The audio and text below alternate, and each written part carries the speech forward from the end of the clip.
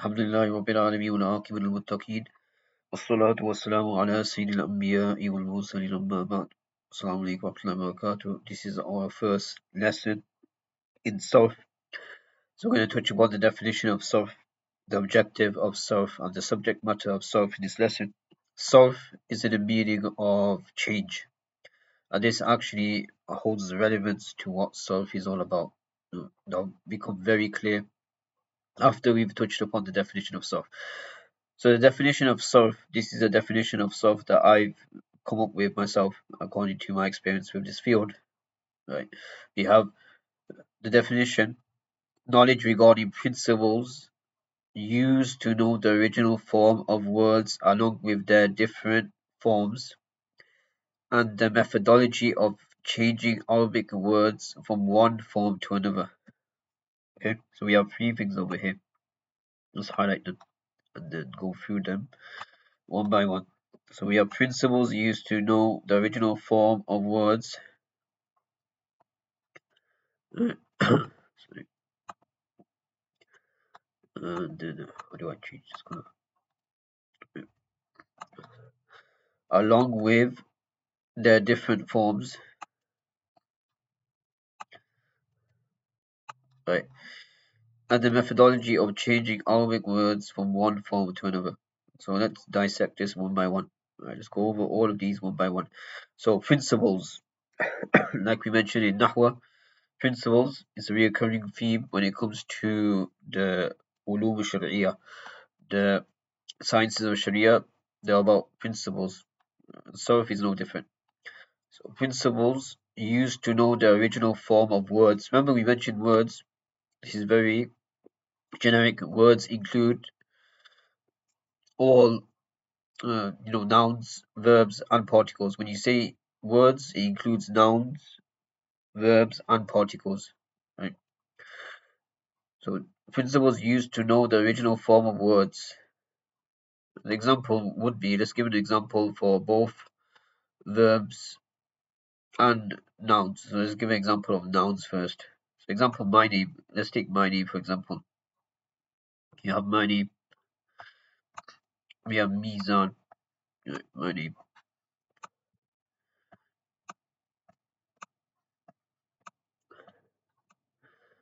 Mizan was actually Muzan. So the original form of this noun is. Sorry, this is really bad because you have to bear with me. So I'm using a cursor, so it's really difficult to do this. So Mizan was actually Muzan. So like in the Quran, Allah tatghaw fil Mizan. Right? So in Nahwa you touch upon the what,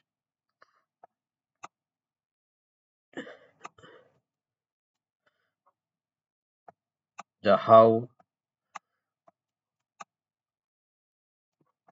and why.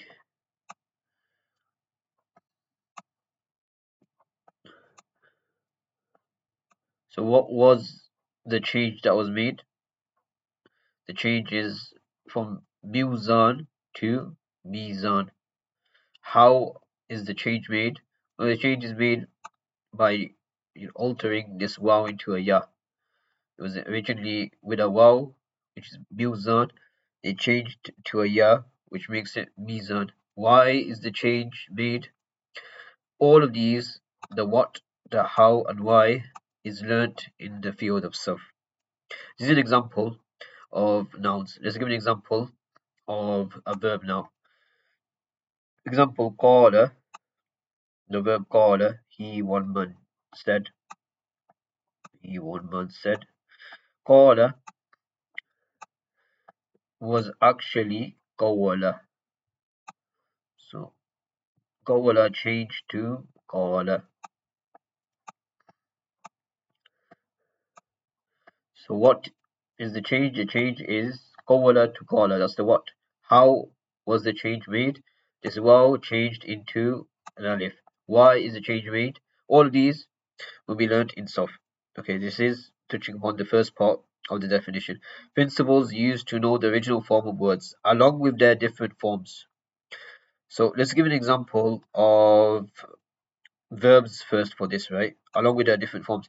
Verbs will have different forms. Right, I think it's this way. Yeah. Verbs will have different forms. Example, let's just take one verb over here, right? So you have this verb over here, nasara, to help. So verbs have all of these forms. Right? The third person singular masculine tense form, nasara, which means he, one man helped. Right? Nasara means to help, right? So he, one man helped. Nasara, third person, dual masculine tense, they, two men helped. Nasaru, third person, plural masculine tense, they, all men helped. Nasarat, third person, singular feminine tense, she, one woman helped.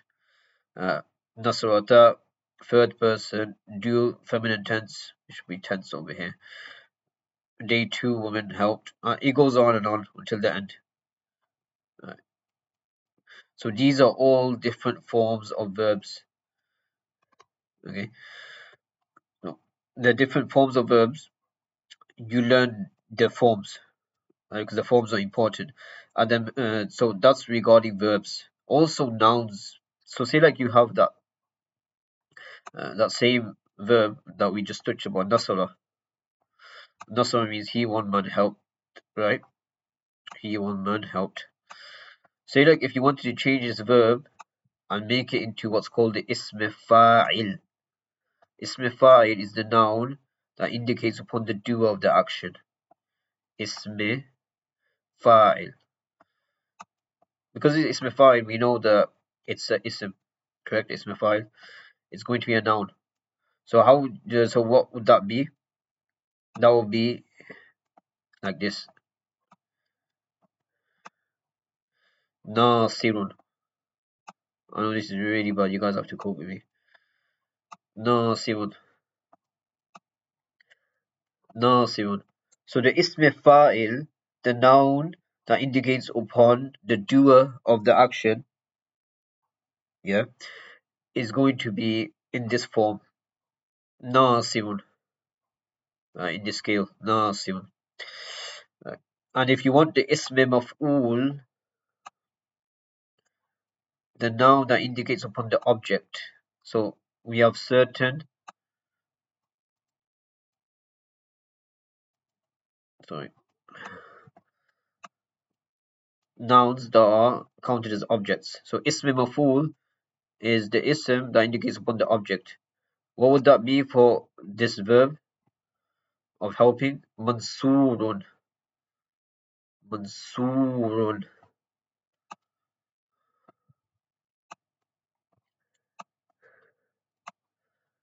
Mansur. This is a sakin, okay? Can't do it. And then this is Mansurun. Ism fa'il, ism maf'ul. Nasirun, Mansurun of this verb of helping. Right. So along with their different forms, these are nouns. Right.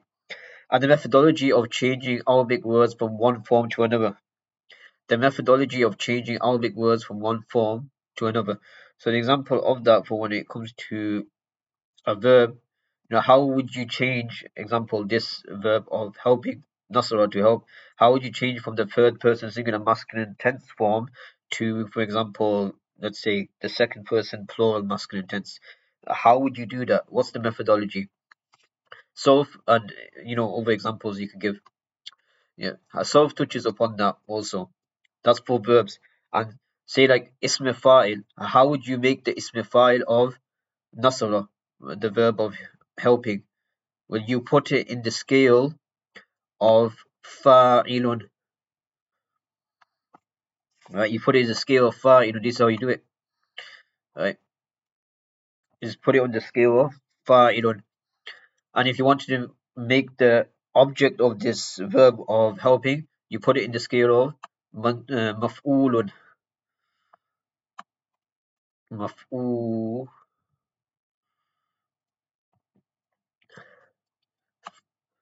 So if you wanted the ism maf'ul, the noun, that indicates upon the object, you put in the scale of maf'ulun, so mansurun, like we did over here. And if you wanted it to indicate, if you wanted to indicate upon the ism fa'il, the noun that indicates upon the doer, you put it in the scale of fa'ilun, so nasirun. So nasirun will be the helper, right? And if you wanted to indicate upon the object of this verb of helping, you put it in the scale of maf'ulun, the scale maf'ulun, which will be mansurun, right? The one that was helped. Does that make sense? Right. You might be thinking, we touched upon principles used to know the original form of words. So you said, like, for example, when it comes to a noun, mizan was actually mizan, and qala was actually qawla. You might be thinking, what's the use of actually knowing this? Is there any benefit? Is there any merit of actually knowing the original form? Because I just mentioned too that in the Quran, you mentioned Allah tatghaw fil mizan, right? You mentioned the actual uh, changed, altered version. You wouldn't mention the original version. So, is there any merit of actually knowing the original version? There is merit in knowing the original version. The merit is when you're actually trying to look up the word and find the word in the dictionary, because in the dictionary, it's going to be according to the original form and not the altered form. So we know when it comes to a dictionary, for example, Hansware. When you have Hansware, Hansware. In the English language, you have A, B, C, D, E, F, G, right? Alphabetical order. In the Arabic language, when it comes to a dictionary, they'll have three letters. So you look according to the three letters for whatever you're looking for. You look up the three letters that are needed to actually search up for whatever word you're looking for, right? How you actually figure out which three letters to look up, that will be uh, actually known through experience, right? Don't worry about it right now. I'm just going to give you the three letters. So, example, if you were to not use the original form but use the altered form, and we wanted to find the definition of mizan, so the three letters we look up, like I said, don't worry about how to find out the three letters that you look up, because there are more than three letters over here, right? So the question arises, how do you actually find out which of these three letters out the one, two, three, four, five letters that we have over here, and which three letters do we actually look up? Don't worry about that right now. That will come through experience in Arabic grammar. Right? So, sorry. Example, if you were to take the altered version, you say ya, za, and nun. Now, if you look at ya, za, nun, if you look up ya, za, nun over here, you're not going to find it. Right?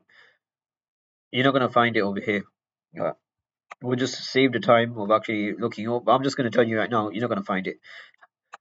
To find it, you have to look at the original version and the three letters that you are to refer to from the original version, which would be waw, za, nun.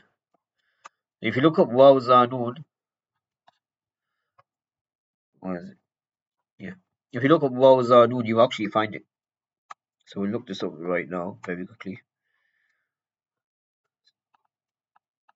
Waw, za, yeah.